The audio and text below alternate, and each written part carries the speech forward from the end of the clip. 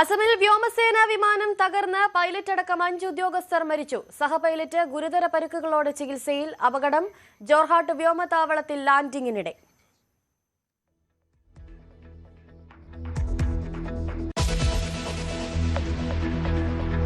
Devaswom pleader നിയമനത്തിൽ സർക്കാരിൽ ഭിന്നത ശക്തം. വിവാദമായതോടെ ദേവസ്വം ബോർഡ് പ്ലീഡറെ നീക്കി മുഖ്യമന്ത്രി. ഭക്തജനങ്ങൾ പ്രയാസം അറിയിച്ചിരുന്നുവെന്ന് ദേവസ്വം മന്ത്രി. സ്മാർട്ട് ക്രിയേഷൻസ് അഭിഭാഷകനെ നിയമിച്ചത് വിചിത്രമെന്ന് പ്രതിപക്ഷ നേതാവ്.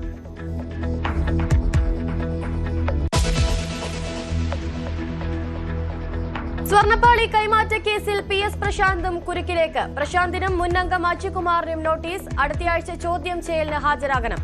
ദേവസ്വം ബോർഡ് മുൻ ഉദ്യോഗസ്ഥൻ മുരാരി ബാബു അന്തരിച്ചു.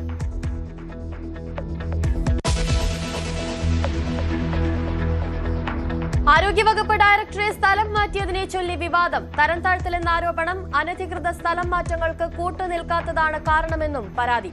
ഉത്തരവിലെ കാരണങ്ങൾ പൊളിക്കുന്ന രേഖകൾ പുറത്ത്. ഡോക്ടർ റീന സർക്കാരുമായി ആലോചിക്കാതെ ചില കാര്യങ്ങൾ ചെയ്തെന്ന് മന്ത്രി.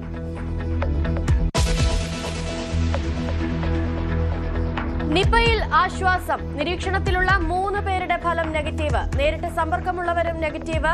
നിപ പ്രതിരോധ പ്രവർത്തനം ഏകോപിപ്പിക്കാൻ ആരോഗ്യമന്ത്രി കോഴിക്കോട്ടേക്ക്. സംസ്ഥാനത്ത് ഷിഗല്ല ഭീതി തുടരുന്നു.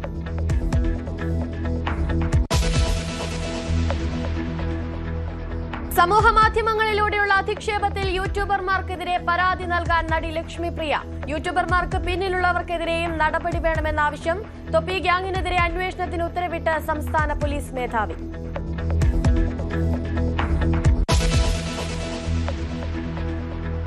പശ്ചിമേഷ്യൻ സമാധാന കരാറിൽ അനിശ്ചിതത്വം. കരാറിന്റെ കരട് പുറത്തുവിട്ട് ഇറാൻ മാധ്യമങ്ങൾ.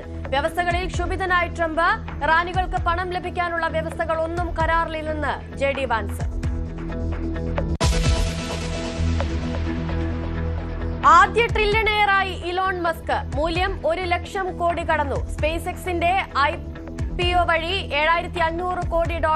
മസ്കിന്റെ ആസ്തി പല രാജ്യങ്ങളുടെയും മൊത്ത ആഭ്യന്തര ഉൽപാദനത്തെക്കാൾ ഉയർന്നത്.